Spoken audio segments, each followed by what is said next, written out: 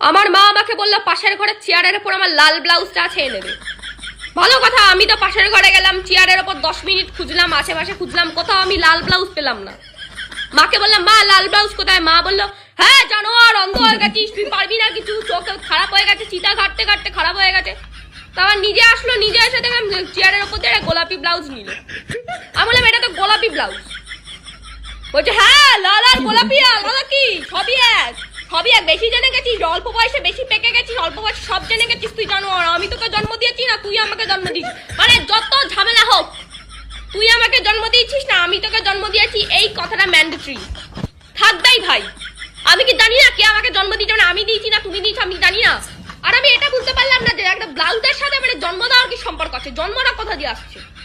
আর তুমি রং বলতে পারবে না, তুমি রং বলতে পারবে না ঠিক করে, আর আমার দোষ, আমি অন্ধ হয়ে গেছি, আমি ব্লাউজ খুঁজে পাই না। তুমি রং বলতে পারবে না, আমি কোথা দিয়ে খুঁজে পাবো? গোলাপি আর লাল কোন দিক দিয়ে এক হলো? মানে সবকিছুতেই আমার দোষ হয়।